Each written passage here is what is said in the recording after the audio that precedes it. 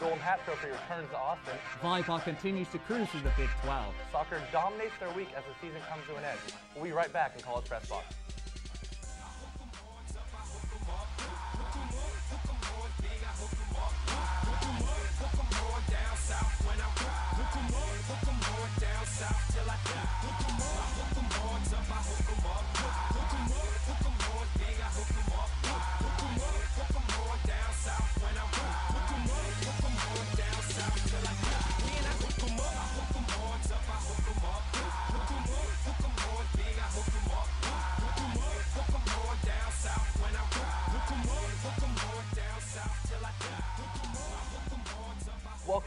Welcome to the best sports show on the 40 acres. I'm your host, Caden Kinard. With me tonight is the always dapper Matt Adams. Matt, you were at Oklahoma for the Cotton Bowl. How was it?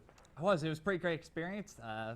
Couldn't have asked for a better game, actually, Caden. You couldn't have? All right, well, that's good to hear. All right, so we talk about baseball. Playoff baseball in October is certainly special, and the Royals came back and tied the series earlier today. The Blue Jays jumped out on the Rangers early and never looked back, forcing another Game 5. The Cardinals-Cubs and the Mets-Dodgers series are split a game apiece. Anything stick out to you in these playoffs so far? Well, you know, the Rangers are starting to slip a little bit, but I was more interested in the Chase Utley slide, you know, running into somebody's leg there. Not a good start. Seemed but a little bit suspended for 2 games. Was it worth the penalty? You know, I'm not sure it was typical baseball play, but Kane, let's get right down to business. We're a little more focused on the Red River shootout, aren't we? Yes, sir. All right. So after a 1-4 start, the Texas Longhorns were expected to struggle against Baker Mayfield and the Oklahoma Sooners. Despite all the negativity, Texas showed what rivalry games are all about. Let's take a look at some of the highlights from the Cotton Bowl this weekend. And as you see, Dukes and Coach Charlie Strong talking a little friendly before the game here. Baker Mayfield decides he's going to try a run, but Poona Ford and Peter Jenkins are right there to stop him. Now coming up, folks, Gerard Hurd, slow to get up, concerned about an injury, had to sit out 2 to 3 plays, but don't worry, he's right back in the game for the Longhorns. And he gives a short pass right there to Marcus Johnson, hits the left sideline, and he goes all the way past 4 defenders for a 24-yard touchdown, giving the Longhorns an early 7-0 lead. On the opening kickoff, OU gets the ball, but freshman Deshaun Elliott is right there to force the fumble, and Texas recovers, giving the ball to the offense once again. Now Tyrone Swoops gets in the game, and he runs all the way to the end zone for a rushing touchdown and giving the Horns a 14-0 lead. Now despite that, OU tries to bounce back.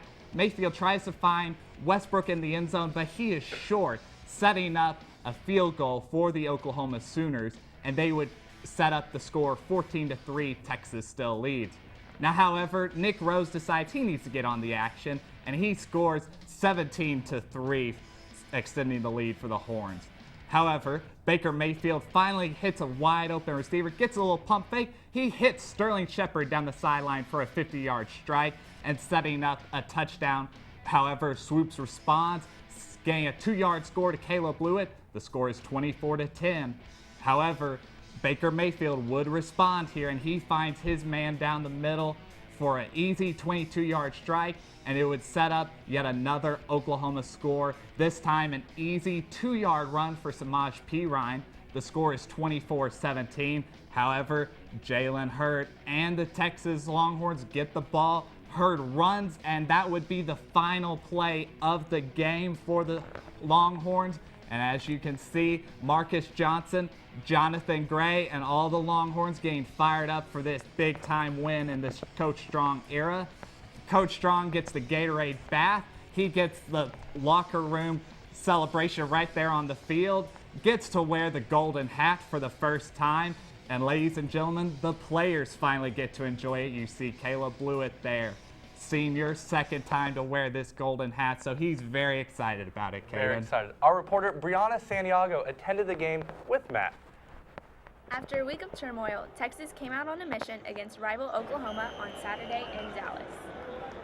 Got called out because of a 1-4 record. We got called out. We were soft, not tough, couldn't fight, had no pride. We showed that today. Guys have a lot of pride in the locker room, have a lot of fight. And I know at times it didn't show, but we have it. And today we came out here and got a win. We're so talented, and it's just a matter of us putting it all together, and we're yet to put it together. And you know, the second part of that question is, I know this. I've been coaching a long time. I know that what I can do, and it's all about relationship with players, and I know I can coach, so I don't worry about what anyone else says. With this victory, Charlie Strong gets a Gatorade bag, a golden hat, and his first signature win that reignited a spark in him and this football team.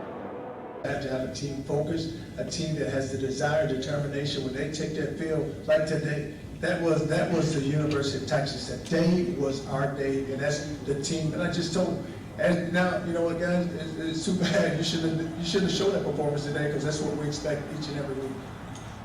Through a lot this season, and this, you know, the college football needs more guys like Charlie Strong. He really does. He's humble. He cares about his players. He's for the kids, and that's really special. So I'm happy for our players, and I'm really happy for Coach Strong. The tide may start to turn for Texas, who now own a top 10 win and a victory against their rival. But most importantly, they own the golden hat, which is finally coming back to Austin. Brianna Santiago, College Press Box. And folks, don't go anywhere because when we come back, we will be joined by the great Reese Miller for some football analysis.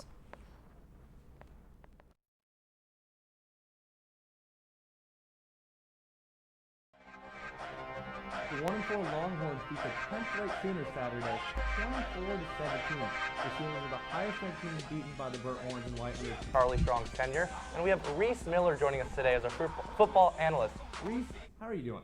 I'm doing great, guys. As always, thanks for having me on. Yeah, of course. Well, UT's win against the Sooners came following a 50-7 drubbing last week against TCU. Reese, what changed for the Horns? I think the number one thing that changed for Texas was the defensive front. You talk about 6 sacks on Baker Mayfield throughout the game, never able to really get comfortable, and it's the total opposite against Jared Goff earlier in the season, and especially against Trayvon Boykin. They did get some pressure against Mason Rudolph in the OSU game, a game that was close, but that's the main difference is Trayvon Boykin was able to escape pressure if there was any and have all day to throw, and Baker Mayfield was never, ever able to get comfortable. Also, how about the defensive line stopping the run of the football? Only 68 yards on 37 carries, something that Texas, remember, through the first 3 weeks of the season, were about 115th in the country against teams that rush the football. Now they've moved up in the top 75 in the nation. So to me, the defense is the main thing that changed. I don't want to leave out the Texas running game, but they did rush for over 120 yards against TCU. So yes, that did help. But the main difference for this team was this defense finding a way, and give credit to Vance Bedford for his schemes, cornerback blitzes. You saw Duke Thomas playing middle linebacker at some point. Are you kidding? So I think the scheme and the difference between this defense versus weeks previous and against Oklahoma, a team that was putting up about 40 points a game, made the difference for Texas on Saturday. Matt, what do you think from your first-hand perspective? I definitely agree with Reese. The defense is where it's at. The front four was very good with Paul Boyette, Hassan Ridgeway, but where I really liked the game was in the linebacking. And Peter Jenkins on the outside, you had Malik Jefferson, who was really finally on the outside. You've seen him be that middle linebacker, but kind of struggle this season when he's tried to rush the quarterback. He really settled down being that outside linebacker. And Anthony Wheeler there, a freshman, didn't get a lot of action, but when he was in there, he really stuffed the run and prevented Joe Mixon and Samaj P. Ryan really try to burst up the middle. How about that third down efficiency for the Longhorns defense? They were 3 for 12 for OU, and that was an issue all before this game, was getting off the field. But offensively, Gerard Hurd passed the ball 12 times, and also Swoops made a surprise appearance, throwing once. Meanwhile, Texas ran 58 times for a season-high 313 yards. Against Cal, it was more of a pass-heavy offense. So, Reese, why the huge discrepancy, and is that a trend that's going to continue? I think for now it will continue, and I think a lot of that has to do with the ability of Gerard Hurd. Everyone remembers his game against Cal, 527 total yards, breaking the school record. That's great, but keep in mind Cal may be one of the worst defenses and the worst defense Texas will play besides Kansas the rest of the season. They got destroyed against the Texas wide receivers, and DJ Johnson hasn't played the last couple of games. I think all those things play a factor, but the thing that plays most into this is Gerard Hurd is a redshirt freshman that hasn't proved to make any throws over the middle, any throws where he takes a 3-step drop, makes a throw across the field. The guy is still limited, and I think you're seeing that in the playbook of Jay Norvell. They're trying to move him around. They're trying to use motion, get some misdirection for this offense because, quite frankly, Gerard Hurd at this stage of his development isn't ready to sit back there and unleash and throw the ball 30 to 40 times a game. Now, the numbers are a little skewed because some of those are pass plays where he has the ability to run and get outside the pocket and scramble for himself. So those numbers are a little skewed, but this is something you're going to continue to see going forward just because he's not ready. He will get there, I do believe, but at this point, Texas's best chance at a successful offense is getting D'Onta Foreman involved, keeping Jonathan Gray going, staying ahead of the chain, staying away from those 3rd down and 9, 3rd down and 8s they faced against TCU, and that's from running successful plays on 1st and 2nd down. Matt, what do you think about this?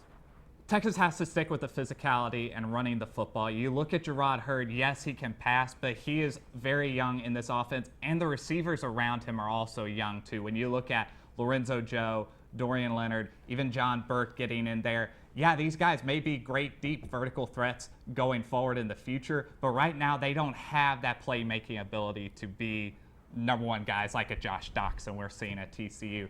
And Texas, fortunately, you watch Lorenzo Joe, he can be an extra blocker out there on the edge, opening up for D'Onta Foreman or even Jonathan Gray if he bursts one. So Texas needs to stick with the run game going forward. All right. Well, one of the lasting images from the victory was the team lifting Charlie Strong. And after a week of the Twitter debacle, whispers of, is Charlie on the hot street and has he lost the locker room started spreading. But what does this victory mean over OU for Charlie Strong himself? Reese? I think it gives him credibility over the national media. People who are focused in Austin and people who live here like we do and cover the football team on a regular basis know that Charlie Strong was going to get a 3rd year no matter what. There's been way too many moving parts with Texas. He hasn't had a media relations person. He's gone through 2 athletic directors already. People get that around here. Nationally, they see the name of Texas. They think Charlie Strong is on the hot seat when you lose, I believe, 5 or 6 times over 20 points and you get blown out. But this win gives him credibility. Before this, his so-called go-to win, his signature win, was at home against an okay 7-win West Virginia team last year. This gives him credit, a win on a neutral site against a rival and a top 10 team. I think it's huge for Charlie Strong. He said earlier in the week they're either going to come together or they won't. They definitely did. And just you saw it from the very beginning of the game. They were the more inspired team. They were the more physical team. They brought it, and that shows at the end of the game with the emotion how much Charlie Strong has this locker room under control. Even though there may be some split in there earlier in the week, they've obviously come together and responded, and Charlie Strong's going to be here for a while. At least this gave him the opportunity to fulfill his contract for the next couple of years. Matt, do you think Charlie Strong's job's safe? I think it's safer now. Obviously, this is Texas, and there are still high demands for him. And in the national media, there's always going to be attention when you're at Texas. But it settles him down. When you have guys like Paul Feinbaum getting called out on ESPN for making rash judgments about Charlie Strong already, it starts to set the tone down a little bit. You have to remember, when he took over at Louisville, that was not a program that you would have thought they're going to be a football powerhouse. 2 years later, they're 23 wins. They have Teddy Bridgewater, and he has more draft picks at times than even Nick Saban was having at Alabama. And upsetting Florida in the Sugar Bowl was obviously a huge win for him at Louisville. So this is a guy who has done it at Louisville, and he's got the resume still with Urban Meyer and Lou Holtz. Give him time. You saw the swagger. You saw the upbeat that Texas had this weekend. Give him time. This could be a good team going forward. I agree. Charlie Strong really does seem to have this team. But they get a week to embellish this win. They have a bye week and don't play again until the 24th against Kansas State. So with this extra time off, what should the Longhorns be working on, Reese? Something I wanted to add on the last point that Matt made is it's okay and the job is safe for now. If Texas continues to get blown out like they did on the road against Notre Dame, against TCU on national television, when they get those opportunities, they can't get blown out. It's okay to lose. It's not okay to get embarrassed like they were. And I think that's the real issue. In terms of the bye week, you still have to work on opening this passing game up. I think the offense has been a little bit more creative the last couple of weeks, but Jonathan Gray is still averaging way under 4 yards per carry. We'll see if they go maybe D'Onta Foreman. Does he move into a starting role? And I think the defensive secondary is the next step. Do you take a look at maybe P.J. Locke stepping in, maybe a Deshaun Elliott? Dylan Haynes, John Bonney continued to struggle. And this Texas team is going to face teams the rest of the way in Iowa State, Kansas, Baylor, Texas Tech, teams that love to air the football out. That's going to be the main thing for me going forward with this Texas team. And give a shout to that offensive line. They played by far their best game of the entire season against a pretty solid Oklahoma front. So really build off this Oklahoma win. Last season, they did not build off their signature West Virginia win, getting smoked by TCU and Arkansas.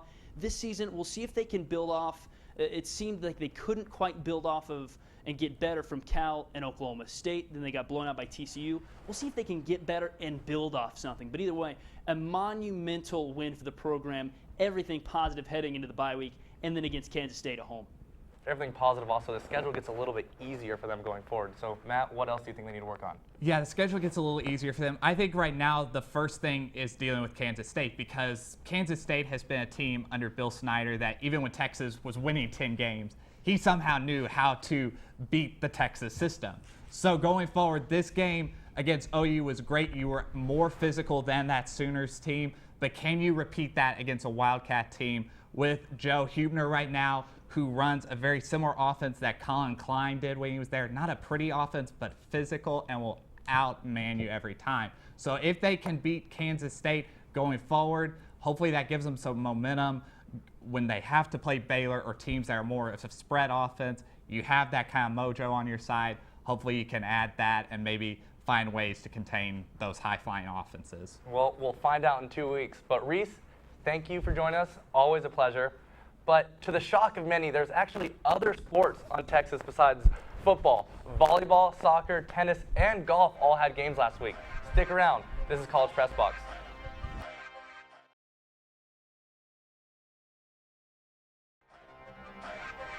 Welcome back to the #1 sports show on the 40 acres. Thanks for sticking with us. Softball had their fall exhibition at home against Temple. Let's head to the Red and Charlene McCombs Field for the highlights. So here's UT softball getting ready to play Temple. And it's the bottom of the first inning when we get to the first clip. And it's junior first baseman Kelly Hansel's on second, and senior catcher Aaron Shireman hits a line drive to first base, right over the infield. And the Temple right fielder is going to throw a wild pitch home, allowing Hansel to score, putting Texas up 1-0. Now it's the top of the fourth inning. Sophomore pitcher Kristen Clark relieves junior Tiara Davis, who allows one infield single in the fourth, but Temple still does not score. Texas is now up 3-0 going into the bottom of the fourth. Now in the bottom of the fifth inning, freshman Becca Alcazar on second, senior Lindsey Stevens on first, freshman Christina Baldwin hits a slow roller, allowing Alcazar to score. Texas up 5-0 with no outs. Now, bottom of the fifth with one out, sophomore Randall Leahy is on third. Alcazar hits an RBI single to right field, allowing Leahy to score. Texas is up 7-0 with one out. Bottom of the fifth with two outs, Stephanie Seo on third and Selena Felix on second. Stephens hits an RBI triple, allowing Seo to score. Texas up 9-0 to end the fifth, and Texas ends up winning 13-0.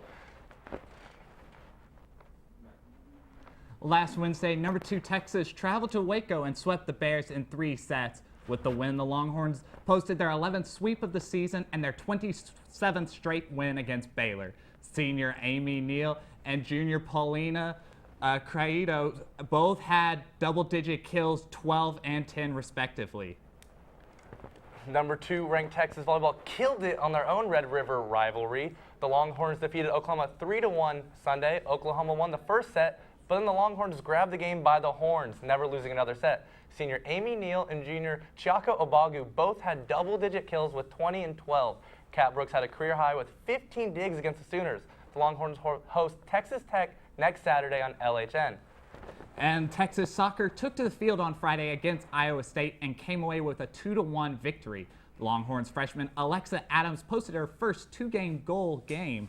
Senior goalkeeper Abby Smith only had 3 saves, but extended her Big 12 leading total to 70 through 12 matches.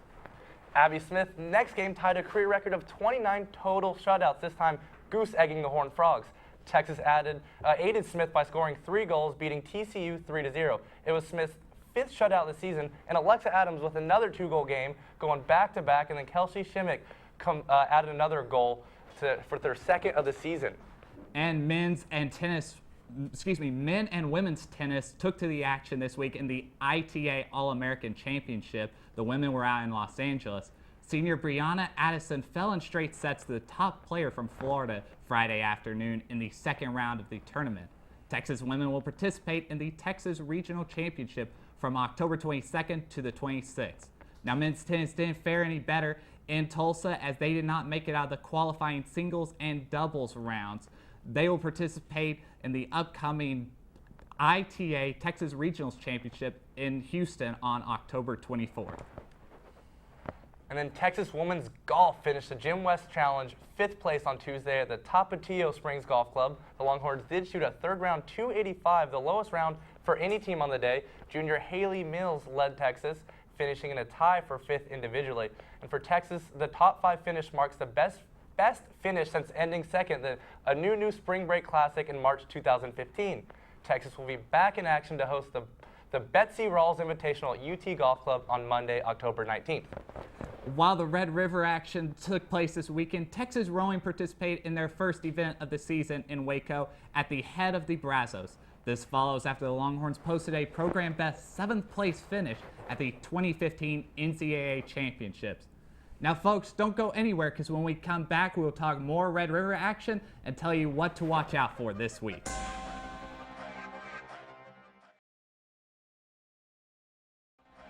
Welcome back, and thanks for sticking with us here on College Press Box.